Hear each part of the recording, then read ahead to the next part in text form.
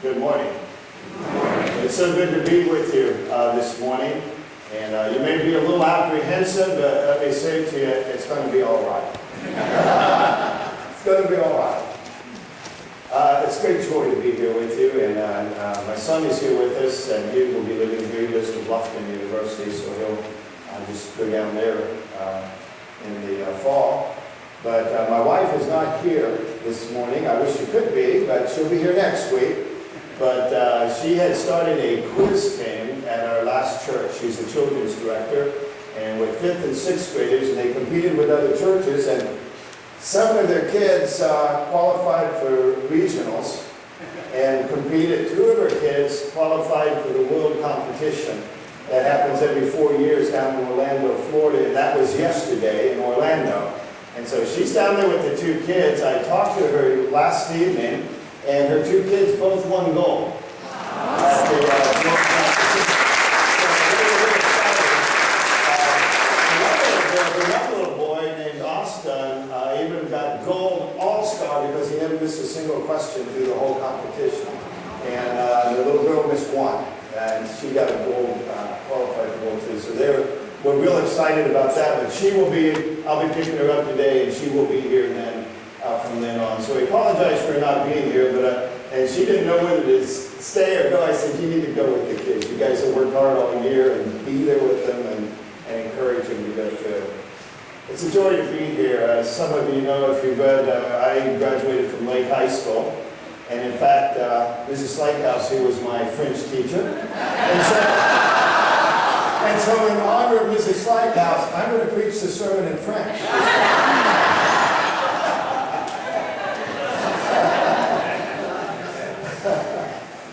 No, I won't do that.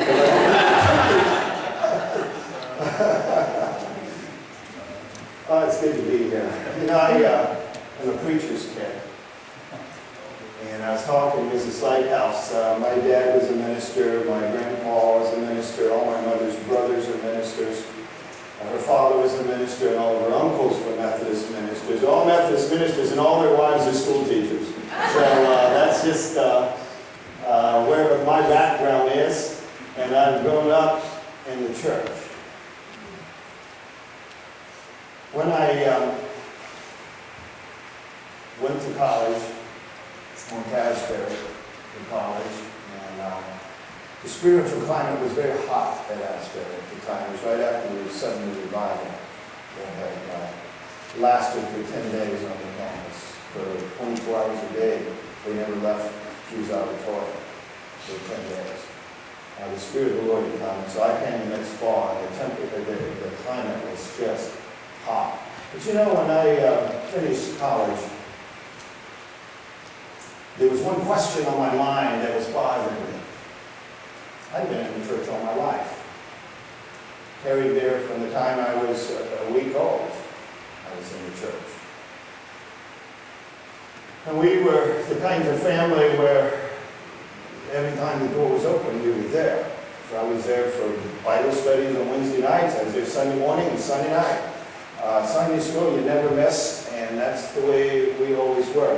I never knew how the Wizard of Oz ended until I got out of school. Because you remember how they used to always show it on a Sunday evening, and we would get right up to the Emerald City, and it would be time for church. And there was never a question what we were going to do, and so it was literally, I was in college when I finally, Mom and Dad weren't there, and so I watched The Wizard of Oz through and didn't go to the evening service down at the Methodist Church there in Wilmore. And I felt guilty. I mean, really guilty for not having gone to church and watched the end of that movie, but I do know how it ends. But there was one big question in my mind as I came out of college, and that was this: that if Christianity is true, and God exists, why don't I see more evidence of it in the church? You ever wondered that? What is there in the church that could not happen if God wasn't there? I could take it even more personal. What in my own life would change if God didn't exist? I could still go to church, and I could still read my Bible, I could still study and do all that. But where was the reality of the presence of God?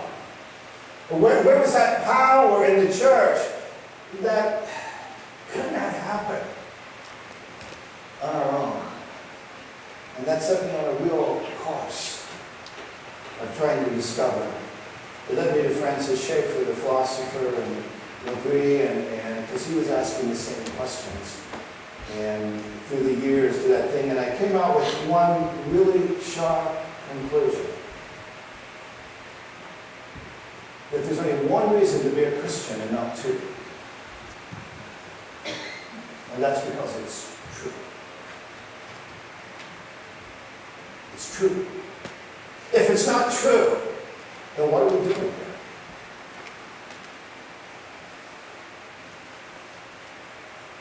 If it's not true, we could go fishing. I like to fish. And I see this big fishing in this river down here. And I'm looking forward to throwing a line in there. If it's not true, then why do it? Why sit here in a sanctuary that's pretty warm? I notice you don't have coats on. Yeah, I may take mine off next week. Why do we do it if it's not true? Is there one reason to be a Christian? That's because it's true. The Scriptures is true.